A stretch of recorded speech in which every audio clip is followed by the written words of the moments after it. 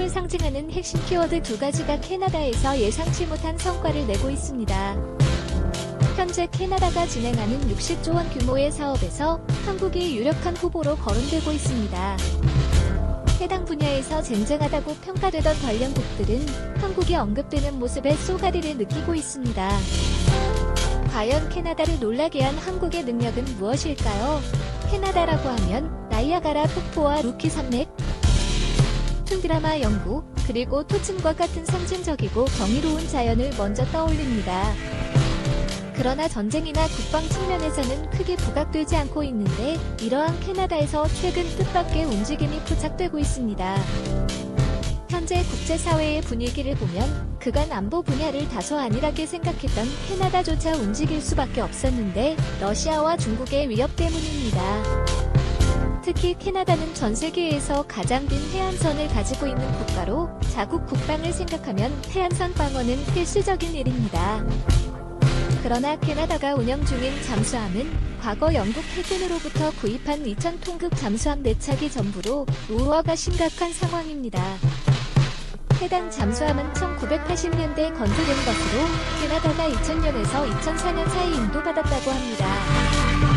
캐나다가 이들 잠수함을 바다에 띄운 것은 2023년 4월까지 고작 529일밖에 되지 않았으며 유지보수에만 약 2조 원이 소요되었다고 합니다. 그마저도 한 척은 과거 5년 동안 단 한 번도 출항하지 못했을 만큼 활용도가 낮은 선물입니다. 물론 현재 운용 중인 잠수함을 2030년까지는 사용할 수 있을 것이라고 하지만 향후 신규 도입을 위해서는 당장 서둘러야 한다는 목소리가 나오고 있습니다. 그도 그럴 것이 신규 잠수함을 건조하고 배치하는 데만 약 15에서 25년 정도의 기간이 필요하기 때문입니다. 더욱이 앞서 언급한 것처럼 러시아와 중국이 국제사회의 불안을 야기하고 있는 지금 다급한 마음이 들 수밖에 없는데요. 실상 캐나다에 잠수함을 판매해줄 국가들은 사고 넘치는 상황이니까요. 그렇다 해도 한국이 언급되는 것은 다소 의아한 일입니다. 그런 만큼 운용하길 원하는 국가들이 많은데요. 독일이나 프랑스와 같은 글로벌 방산 강국들이 이러한 수요를 모를 리 없습니다. 잠수함은 비대칭 전력이자 국가의 전략무기로 취급됩니다. 일본 역시 자국 안보를 빌미로 해상자위대가 운용 중인 잠수함이 있으며 최근에는 스텔스 기능을 갖춘 3000톤급 잠수함을 취역시키기도 하였습니다. 가와사키 중공업이 건조한 3000톤급 시내 잠수함 건조에만 약 7,200억 원이 투입되었는데 이로써 일본이 운용 중인 잠수함만 모두 22척이 되었습니다. 어쨌든 프랑스나 독일, 일본 모두 캐나다가 신규 잠수함 사업에 돌입한다면 두 팔 벌려 환영할 국가들임은 분명합니다.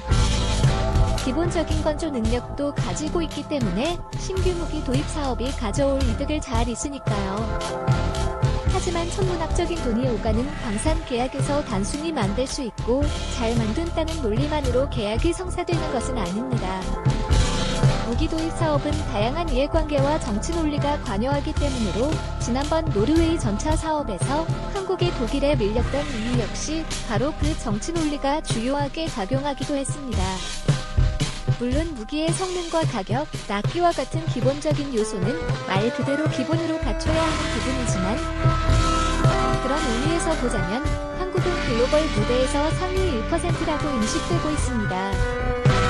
오늘날 K방산의 성과는 바로 그 기본적인 요소들, 즉 만족할 만한 성능과 상대적으로 저렴한 가격, 그리고 정확한 납기를 바탕으로 만들어졌다고 해도 과언이 아니니까요.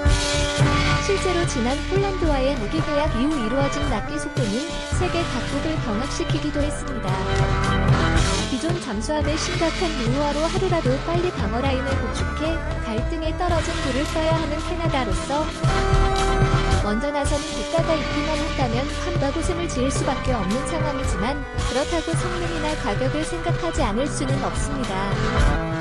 게다가 한국은 이제껏 단 한 번도 약속을 지키지 않은 적이 없으니 든든한 그 자체일 수밖에 없는 것이죠. 특히 속도하면 한국을 떠올릴 수밖에 없습니다. 국제사회에서 한국이라는 브랜드는 신뢰의 상징이라고 할 수 있습니다. 지난 1월 UAE가 한국이 약 40조 원의 투자를 결정한 건 역시 어떠한 상황에서도 약속을 지키는 한국에 대한 신뢰 때문이었습니다. 물론 첨단 기술이 적용되는 잠수함 도입 사업에서 오직 약속을 잘 지킨다는 이유만으로 방산 당국을 압도할 만한 점수를 기대하기는 힘듭니다. 더욱이 캐나다는 최대 5호국이자 국경을 마주한 미국이 반대할 만한 핵잠수함은 피하고 싶어 합니다. 즉, 내연기관과 축전지를 사용하는 재래식 잠수함이어야 한다는 것입니다. 또한 미군 장비와의 호환성이나 후속 군수 지원 능력이 뛰어나고 충분한 장거리 능력을 가지고 있어야 합니다.